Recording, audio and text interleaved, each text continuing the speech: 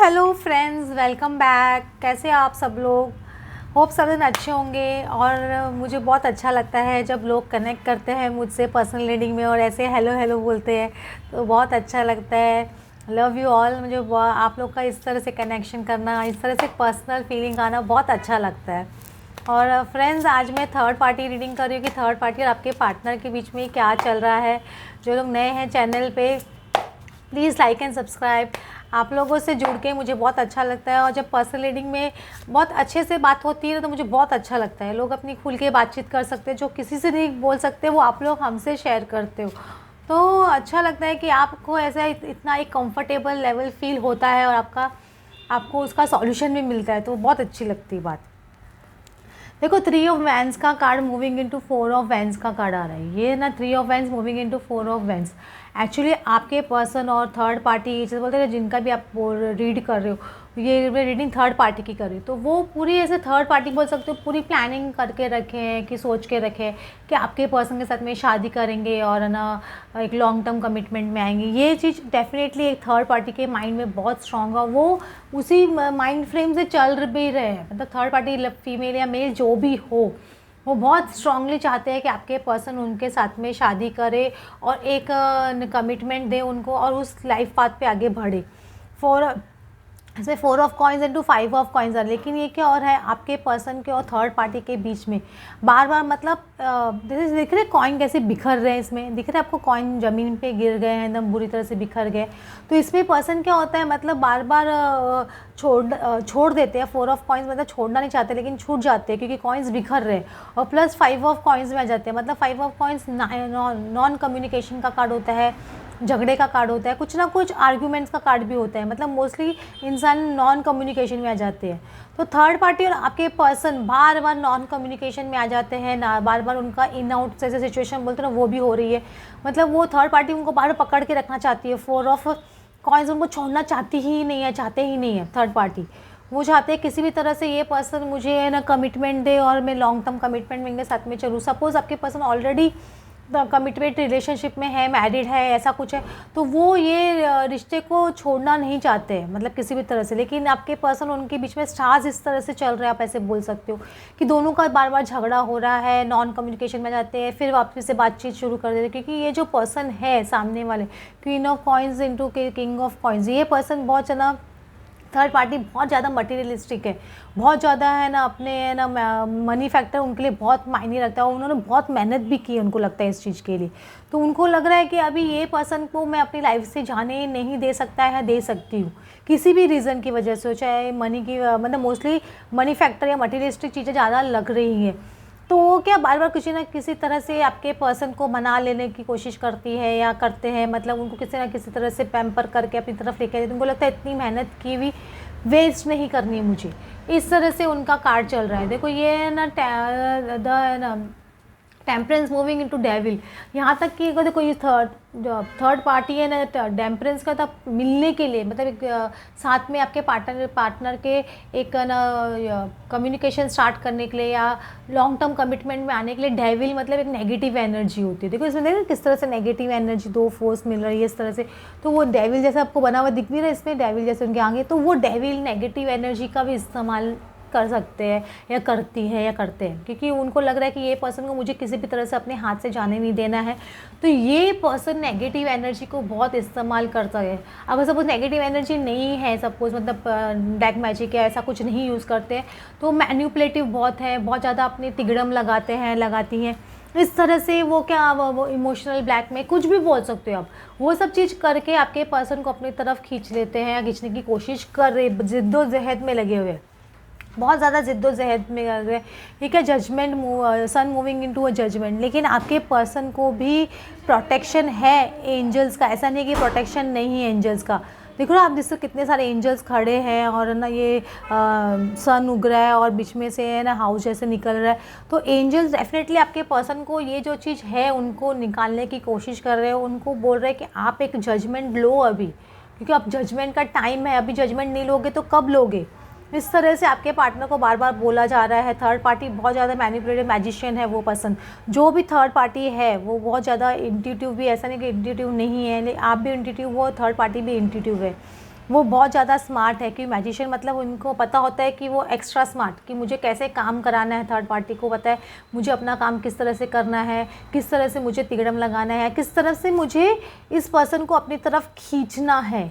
ये चीज़ उनकी तिगड़म कंटिन्यूस चालू है थर्ड पार्टी की। थर्ड पार्टी बहुत ज़्यादा तिगड़म लगा रही है, ऐसे बोल सकते हो। लेकिन 9 ऑफ सॉर्ड्स आ रहा है, 10 ऑफ सॉर्ड्स, मतलब कितनी भी तिगड़म लगा ले और कितने भी नेगेटिव एनर्जी इस्तेमाल कर ले, कितना भी कुछ कर ले, ये 9 of swords moving into 10 of swords है, कम्प्लीटली इसका एंड होगा, थर्ड पार्टी का एंड होगा। जो भी वो कर रहे हैं कर रही है, वो एंड सिचुएशन नेगेटिव एनर्जी की भी एंड होगी, और इनकी तिगड़मबाजी जो भी वो कर रहे हैं कर रही है उसकी भी एंड मुझे दिख रही है। क्योंकि ये ज़्यादा दिन नेगेटिव एनर्जी वर्क करती भी है ना, अगर कोई नेगेटिव एनर्जी वर्क करने की कोशिश कर रहा है, मैनिपुलेटिव होने की कोशिश कर रहा है, तो एंजल्स तो है ना, एंजल्स तो है, होते कि नहीं होते। आप चाहे हेल्प मांगो या नहीं मांगो, डिवाइन का ये सब एक गेम होता है जो चलता जाता है चलता जाता है। थर्ड पार्टी में जाना, आपका कमिटमेंट टेस्ट होना, आपकी ना पेशेंस टेस्ट होना, आपका परसिवेंस टेस्ट होना, ये सब चीज़ भी होती है। बहुत सारी चीज़ आपको सीखनी होती है, तो इसकी वजह से ये सब चीज़ होता है। और ये देखो आपके जो भी सिचुएशन है, ये थर्ड पार्टी की जो भी मैनिपुलेटिव ने है, उसका 10 ऑफ सॉर्ड्स दिख रहा है, उसका मतलब एंड दिख रहा है मुझको, क्लियरली एंड होगा, और आपको बहुत जल्दी होगा, ऐसे नहीं कि नहीं होगा। क्योंकि इसका एंड ऑफ आ रहा है, तो कोई थर्ड पार्टी की हालत क्या होने वाली है, इस तरह से थर्ड पार्टी की हालत आपको होती हुई दिखाई देगी। और फ्रेंड्स, कुछ लोग मेरे पास पर्सनल रीडिंग के लिए आते हैं जब उनको लगता है कि वो 2 साल से वर्क कर रहे हैं, सेशंस लेते हैं मुझसे, हीलिंग सेशंस, तब उनको पता नहीं होता है कि उनको लगता है हमने काफ़ी वर्क कर लिया है, लेकिन उनके इश्यूज़ ऐसे निकल के सामने आते हैं ना, मतलब सेशन, पर्सनल सेशंस के टाइम पे मालूम पड़ता है कि उनको बहुत ज़्यादा ईगो प्रॉब्लम है, बहुत ज़्यादा स्टबर्ननेस है, और बहुत ज़्यादा मतलब है ना खुद को ही ज़्यादा समझते हैं, दूसरों के टाइम की इंपॉर्टेंस नहीं समझते, कुछ भी मतलब डिसिप्लिन एक लाइफ में नहीं है। तो ये कहीं ना कहीं आपका रिफ्लेक्ट करता है, आपका इशू है। यही सब चीज़ आपको आपके पार्टनर में भी देखने को मिलेगी, क्योंकि आप और वो एक ही है, समझ रहे हो। तो कहीं ना कहीं, और चाहे आप एक ट्विन फ्लेम जर्नी में हो ना हो, नॉर्मल रिलेशनशिप में भी आप होते हो, अगर आप जो यूनिवर्स में जो एनर्जी सेंड करते हो, वही एनर्जी आपको आपके पार्टनर से, हमारे से मिलेगी। तो आप समझ के चलिए, आप अपने आप को चेंज नहीं किए हो, आप अपने आप को बदलोगे नहीं, तो आप सामने वाले में बदलाव एक्सपेक्ट नहीं कर सकते हो। अगर सबको सबके पार्टनर आपसे रन करे, चाहे वो सोलमेट हो ना हो, आपके नॉर्मल पार्टनर कुछ भी हो, लेकिन अगर आप उनको इस तरह की एनर्जी देते रहोगे, बार बार इस तरह की एनर्जी आप अपने फ्रेंड्स और रिलेटिव्स और जिनके साथ में आप कॉन्टैक्ट में आ रहे हो, उस तरह से बिहेव करोगे, कहीं ना कहीं वो चीज़ आपको वापस अपने पार्टनर के थ्रू मिलती है। क्लैरिटी ऑफ बिलीफ का कार्ड आ रहा है। क्लैरिटी ऑफ बिलीफ, ये एस ऑफ ना बोलते हैं ना, इस न्यू बिगनिंग का कार्ड है। तो ये पर्सन को क्लैरिटी आना बहुत ज़रूरी है, और क्लैरिटी धीरे धीरे आएगी, क्योंकि ऐसा नहीं कि क्लैरिटी नहीं आएगी, क्योंकि थर्ड पार्टी बार बार उनको कॉन्फ्रंट कर रही है, या मैनिफेस्ट करने के लिए बार बार उनको धमका रही है, ये भी बोल सकते हो। कॉन्फ्रंटेशन का मतलब कि आप एक्शन लोगे कि नहीं लोगे, या करोगे कि नहीं करोगे, इस तरह से थर्ड पार्टी उनको धमका भी रही होगी, तो रूल आउट नहीं कर सकते।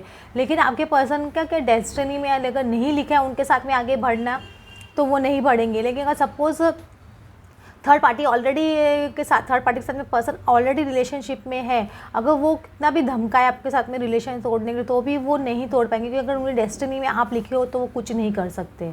तो ये कम्प्लीटली डेस्टिनी का खेल चालू हो, और ये फ्लो के साथ में आपके पर्सन कम्प्लीटली जा रहे हैं। थर्ड पार्टी डेफिनेटली उनको मैनिफेस्टेशन बहुत स्ट्रांगली कर रहे हो, कॉन्फ्रंट भी कर रहे हैं, उनको धमका भी रहे हैं, वो उल्टा सीधा बोल भी रहे होंगे कि ना किसी तरह से इमोशनल ब्लैकमेल, कोई भी तरह का ब्लैकमेलिंग ज़्यादा लग रहा है आपके पर्सन का और थर्ड पार्टी के बीच में।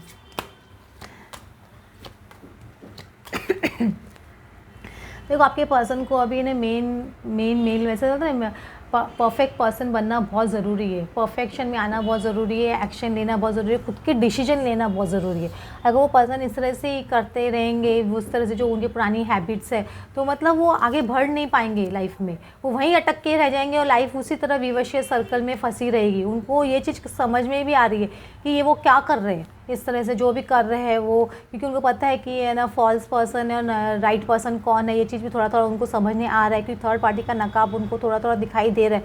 और वो भी आपके पर्सन भी थर्ड पार्टी के साथ में नकाब पहन के रखे, ऐसे नहीं कि आपके पर्सन ने थर्ड पार्टी के नकाब नहीं पहना है, उन्होंने भी थर्ड पार्टी के सामने नकाब पहन के रखा है। थर्ड पार्टी अगर उनको बेवकूफ़ बना रही है, थोड़ा बहुत आपके पर्सन भी थर्ड पार्टी को बेवकूफ़ बना रहे हैं। ऐसा नहीं बोलेंगे कि देना कि दोनों जन के बोलते हैं ना राम मिलाई जोड़ी, कभी कभी ऐसा हो जाता है, क्योंकि कार्मिक उनके अकाउंट्स है तो साथ में आना ही पड़ता है, इस वजह से ऐसे बोल सकते हो।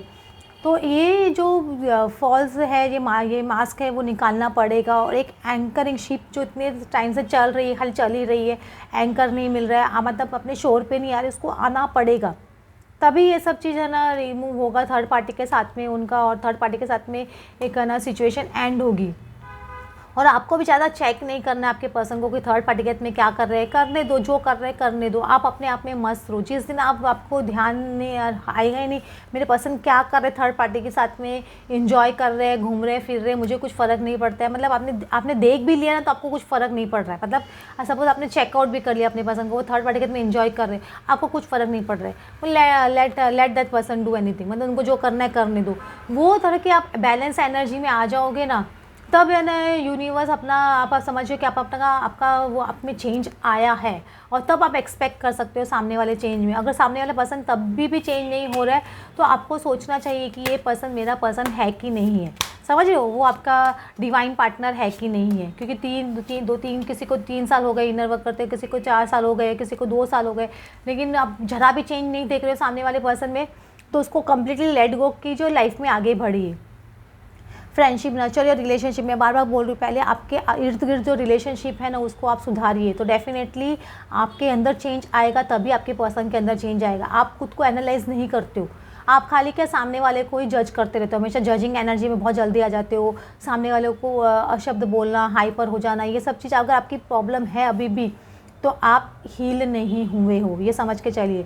अपना कम्युनिकेशन मैसेंजर क्रिएटिविटी है ना, अपनी क्रिएटिविटी पे ज़्यादा फोकस कीजिए। आर्कएंजल गैब्रिएल बोल रहे हैं अगर कम्युनिकेशन पार्टनर से नहीं है, कम्युनिकेशन स्टार्ट करना है तो खुद की वाणी को मधुर बनाइए, सबसे पोलाइटली बात कीजिए, अपनी बात को पोलाइटली रखना सीखिए, और दूसरों की बात सुनना भी सीखिए। खाली सुन के ओवर रिएक्ट करते हो तो आपका कहीं ना कहीं थ्रोट चक्र ब्लॉक्ड है। डॉल्फिन का रहा है, don't worry be happy. Future के बारे में आप ज़्यादा सोचिए मत। मैं आपको अभी भी बोलूँ, थर्ड पार्टी के बारे में ज़्यादा सोचिए मत। आप अपने इंजॉय कीजिए लाइफ को। अगर वो थर्ड पार्टी आप भी इंजॉय करो अपनी लाइफ, आप अपना घूमो फिरो, इंजॉय करो, अपने आप में अपने काम में ध्यान दो, खुद पे फोकस करो, सेल्फ लव में आओ। ये सब चीज़ आपको करना बहुत ज़रूरी है। हो फ्रेंड्स, आज आपको आपकी रीडिंग अच्छी लगी होगी, then please like and subscribe. Thanks for watching.